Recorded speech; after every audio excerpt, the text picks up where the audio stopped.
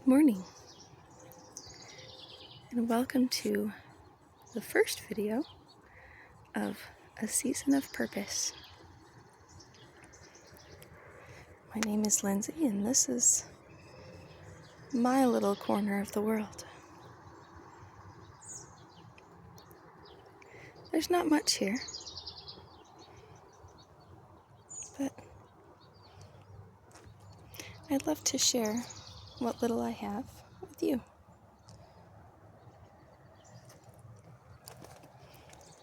As a tour through my garden, I have tomatillos here by the fence. I have marigolds, and in these little holes in the weed fabric, I've planted some cauliflower for a fall crop. This hanging planter of strawberries was a Mother's Day gift from my 3 boys, and I really have enjoyed just tasting the fresh, sweet strawberries from it.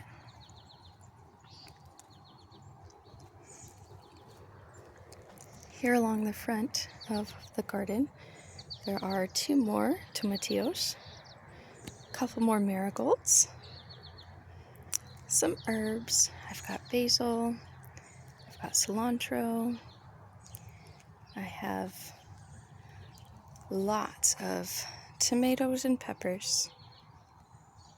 I hope I have to thin them.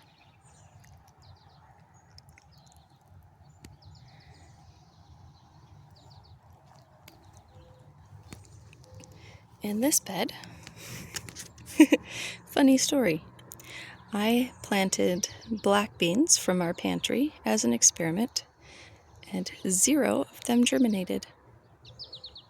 I've now planted red lentils from our pantry, and I'm still not seeing much.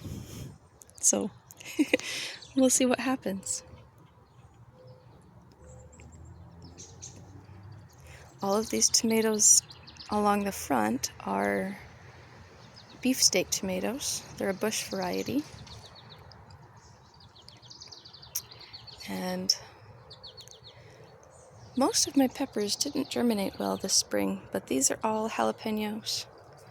And I have different varieties of other hot and sweet peppers in between all of the tomatoes. And I've got lots of bell peppers over on that end. In this plot, I have pinto beans from my pantry, and they did germinate. They germinated fairly well. I have another acorn squash somewhere among all of these, right here. And so hopefully I won't drown out my beans with the squash. But I purposefully left some open areas in case my squash does need to vine around. Here in front of the beans, I have eggplants. And more herbs. We've got calendula, we've got more marigolds, I have more cilantro in the back. I just have them thrown in. They're good companion plants, and they fit in all the little spaces. Here along this edge, we have chickpeas from my pantry. They germinated pretty well too. And in the back, we have brown lentils, also from my pantry. And I'd say they germinated all right. It was a fun experiment. Here in the middle, we have popcorn from our pantry. And it seems to have done pretty well. In this corner, we have jack-o'-lantern pumpkins. They're not super happy, but maybe they'll come. In the front, we have field pumpkins. In the center, farther along, We have butternut squash. That looks pretty happy. Although, I'm not sure how strong it is against the squash vine borer. I'm afraid most of these might have been affected by the squash vine borer. But I've ordered some BT from Amazon. It should be here today, and hopefully we'll be able to perk these guys back up. Past the butternut squash, we have 2 delicata squash, and there were 2 spaghetti squash, but now there's only 1. That's all right. And over here we have some zucchini and yellow summer squash. Back here, and this might be my favorite part of the garden. Let me get you a better view before we go all the way in. These cattle panels, I've wanted these for years. We've been in this house 3 years now, and I've wanted them this whole time. But I dreamt of cattle panels when we were in our previous house too. So that was kind of another belated Mother's Day gift. That was the plan this year, but as you see, this fence is new. We had a storm come through this spring and kind of separated our fence from our neighbor's fence, and when we offered to fix it, they said, well, we'd actually like to fix it so that it matches the rest of our fence here in front. And we said, by all means. So they put in those 4 panels, and it was one thing after another, trying to get the yard ready. And then once the yard was ready, then the cattle panels were on back order, and anyway, but they're in. They're in, and they are lovely. They're all zip tied. I probably should go through and cut what's hanging off of the zip ties, but I can't wait for all the vining things to be up and over and give me shade while I'm working.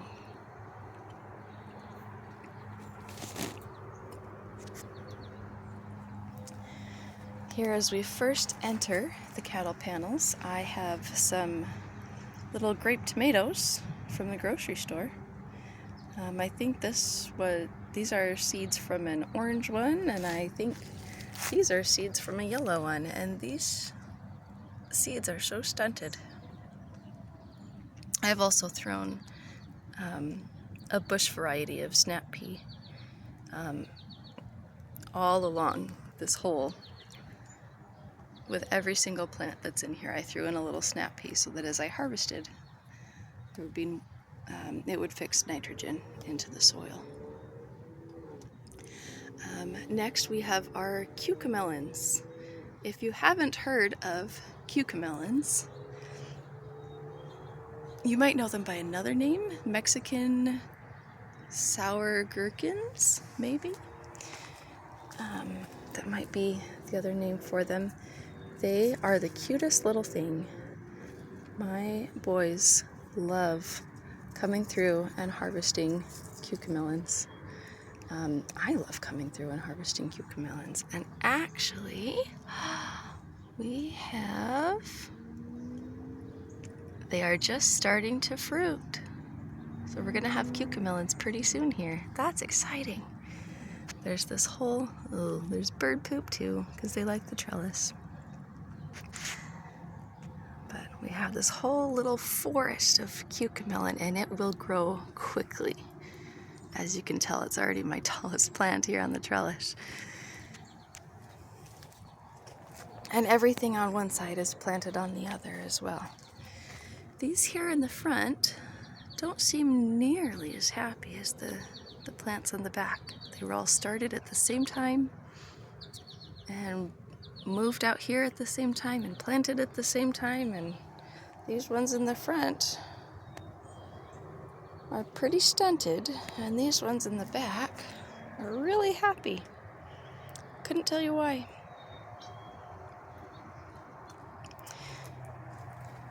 Next we have Roma tomatoes.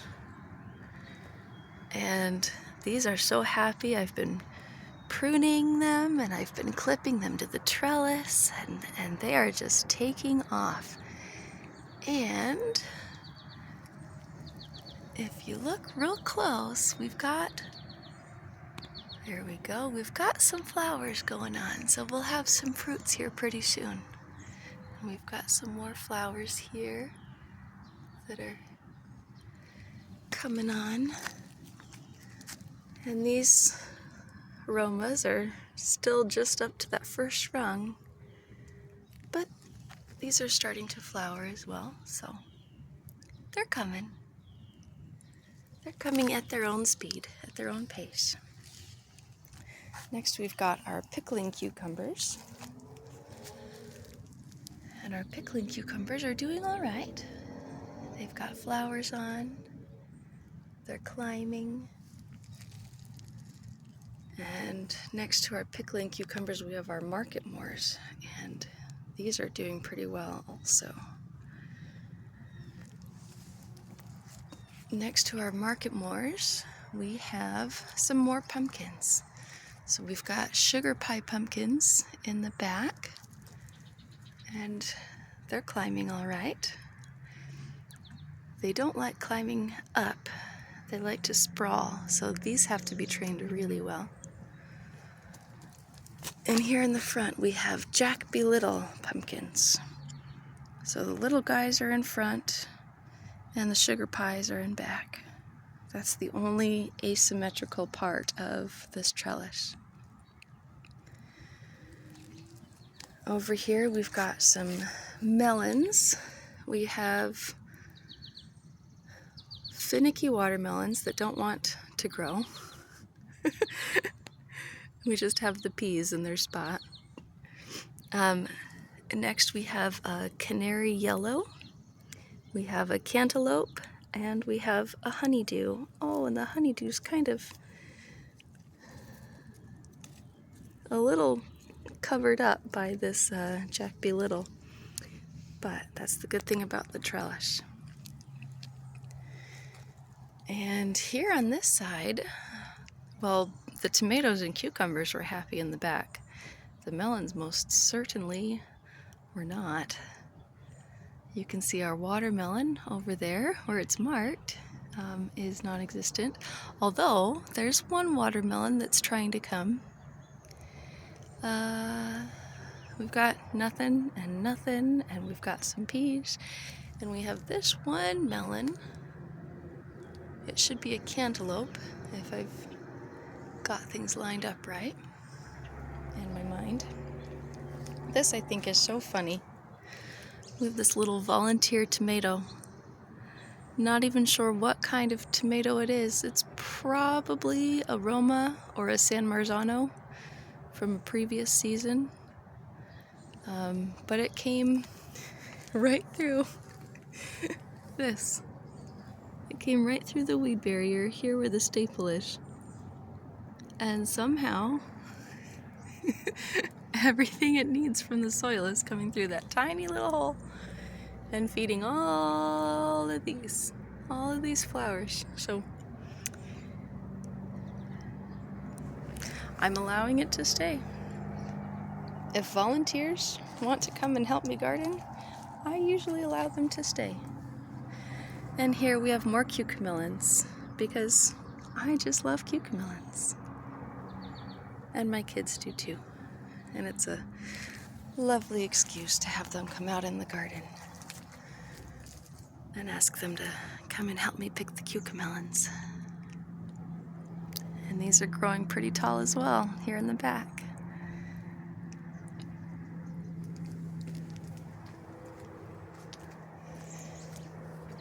And that brings us, so one more. Along the very back of the corn and squash patch, I have planted, only yesterday, so there's nothing to see, I've planted a whole row of broccoli right along this back edge.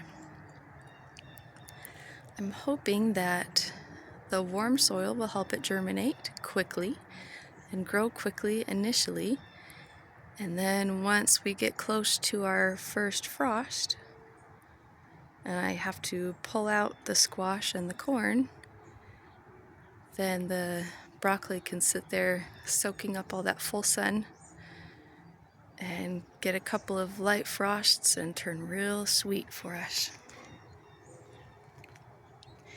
And that brings us to this last tunnel. And here I've got some bush beans and some climbing beans. Although the climbing beans don't seem... Well, hold on. I think this one's a Kentucky Wonder, and I think that one's a Kentucky Wonder because they come up from that side of the trellis, but they might be the only ones that germinated. But these bush beans along the inside are tricolor wax beans. I've got the purple kind and the green kind and the white kind. Although I don't know if I only had one seed for the white kind, and I'm not sure that germinated because I have lettuce in that spot now. I filled in all the holes here with lettuce. And then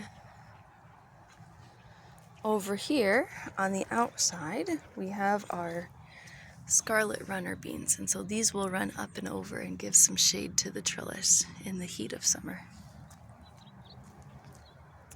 On this side we have some more bush beans that never grew, never ever. And so I took my kale that didn't have a home yet, and I put the kale where my bush beans didn't grow. And I've got some peas that will climb. They'll vine and climb up over, if I recall. I think they're a climbing variety, not a bush variety. And so they'll climb up and over the trellis and give me shade while I'm working also. And I think that's the whole patch. And I have, of the 6 trays that I started, I have this half of a tray left over. A few marigolds that I haven't put in yet. Some strawberries that I have yet to find a home for. The 2 smallest eggplants. I only had room for 8, and I had 10 germinate. And some violets and pansies that are looking kind of sad, and I really need to get out of here. I need to find a home for those as well. This is maybe a better view of the violets and pansies, but they look pretty sad. This is a better view of everything, marigolds included. Over here we've got lettuces that all bolted and went to seed, so I just left those. I didn't worry about those. And then we've got little holes along this trellis, along the inside. We've got them between the kale on that side and between the bush beans on this side, where I have planted cabbage.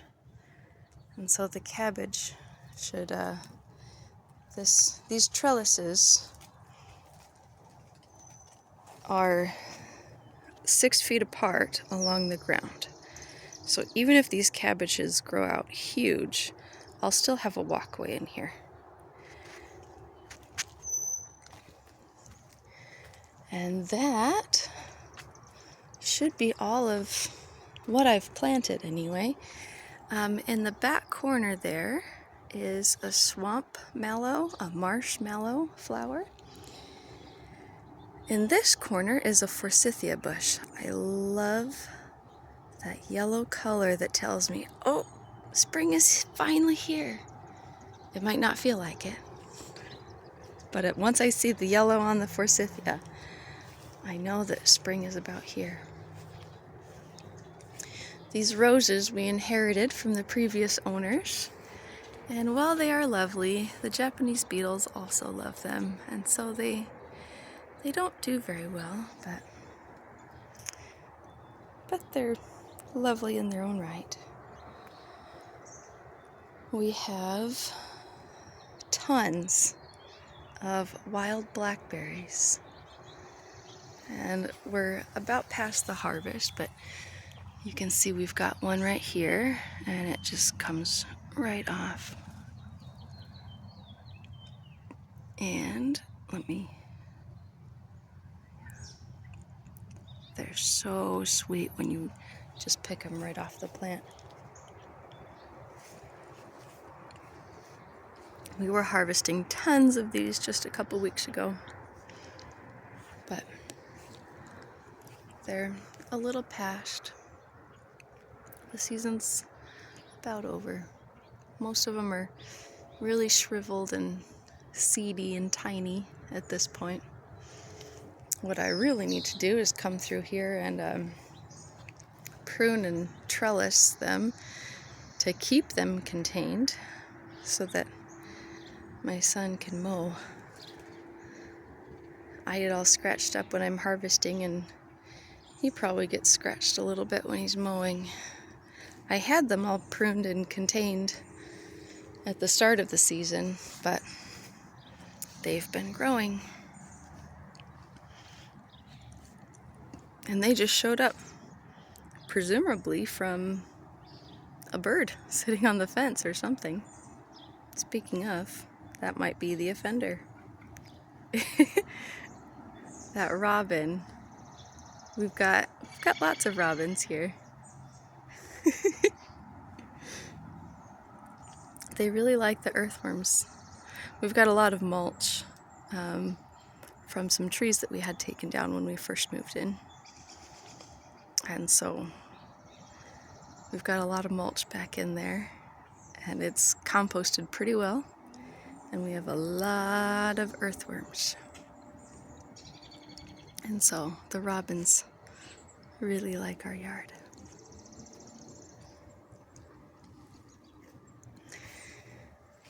Speaking of trees we had taken down, this was one. It was quite big, as you can see from what's left of the stump. And it was also quite close to the house. And it was just infested with box elders. And it needed to come down. I was so glad.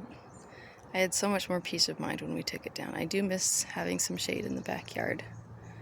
You see this robin picking on the earthworm right now. He's having his breakfast. The early bird gets the worm.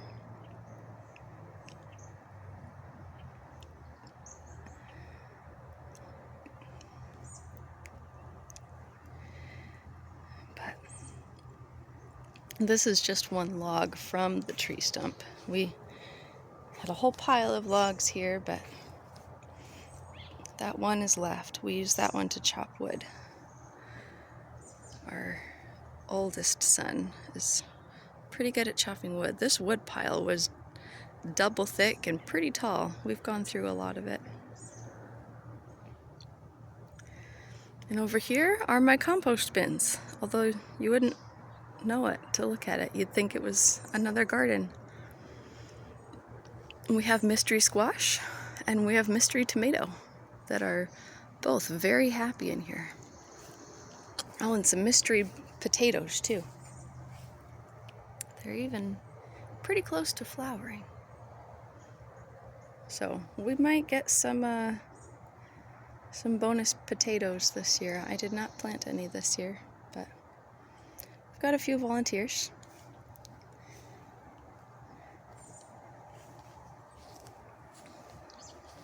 Our compost bin is just 5 pallets, 2 across the back, and then 1 on each far edge, and then 1 in the middle. And that gives us 2 bins that we can rotate through.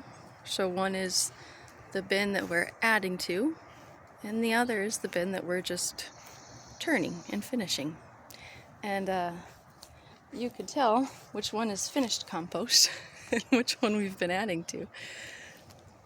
The finished compost is really supporting a ton of life. And We do haircuts at home, so there's hair in there, and my husband throws the ashes from the grill in there, and we throw the leaves in there every fall we've got a couple maple trees in the front yard, so there's plenty in there between that and the kitchen scraps. Over here we have some very happy violets that bloomed earlier this spring. We have some really sad bleeding hearts that were super beautiful a couple months ago. And we have some huge hostas.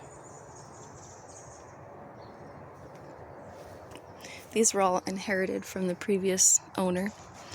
This trellis right there, if you look back into the garden, all those tiny little trellises in front, we inherited those from the previous owners too. They were just here. And so, while I'm not trellising my garden plants with the traditional things that you'd find at the big box store, I almost think I like it better this way. It gives it a lot of character. They're quite lovely. I don't know how strong they are. I don't know if they'll work, but they're lovely.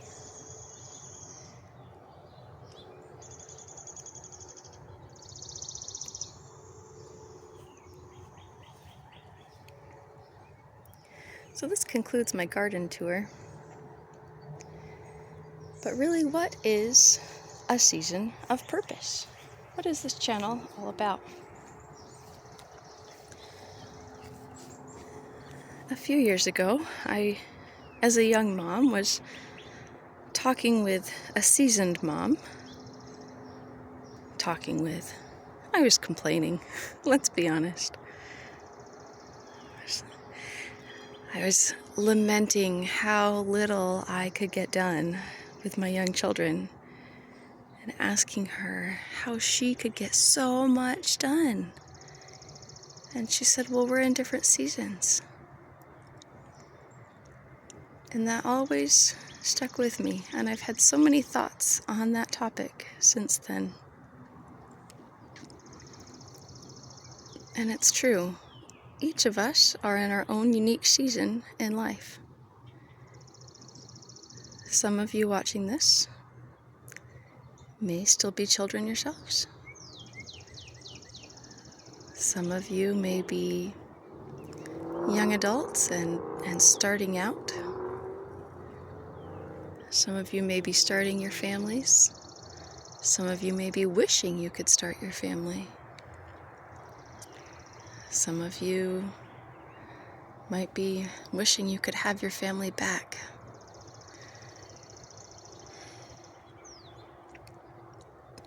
Some of you are lost in diapers and laundry, and some of you are lost in business meetings. We're all in different seasons of life. And it's important to remember what season we are in and not compare our seasons with someone else's seasons. When you compare your season of being lost in diapers and laundry to someone else's season of abundance, their children are maybe teens or young adults, or maybe they're empty nesters, or maybe they've got a mix, maybe they've got lots of children in different stages, right? But you look at them and it seems like they've got it all together and you're lost and you have no clue what's going on and you never get anything done, and they're always showing up with their hair done and their makeup done and the cutest outfit and telling you about this homemade whatever it is that they've made for their family, and you think, how do they do it? Don't compare your spring season of just starting out and tending to the tender little things to someone else's season of harvest and abundance. They're not the same. And in that game of comparisons, no one ever actually wins. because those that are in their season of abundance are looked upon with jealousy and contempt. And that comparison game, it's not a fun game. No one wins. And so don't play it. Take your life one season at a time and enjoy the season that you're in. Because once it's over, it's over. And you might not notice when the seasons change. You might just wake up one day and go, wow, when did they get so big? It seems like they grew overnight. And they might be riding off on their motorcycle. Who knows? Thanks, neighbors.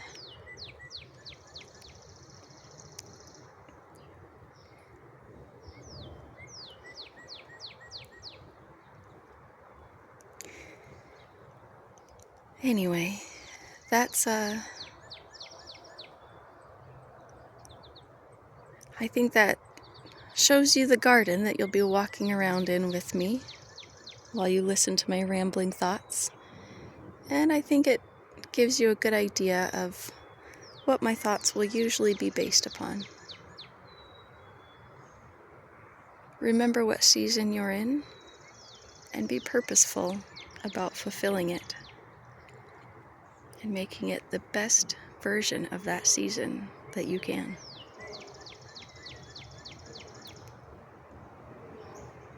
Love you. Until next time.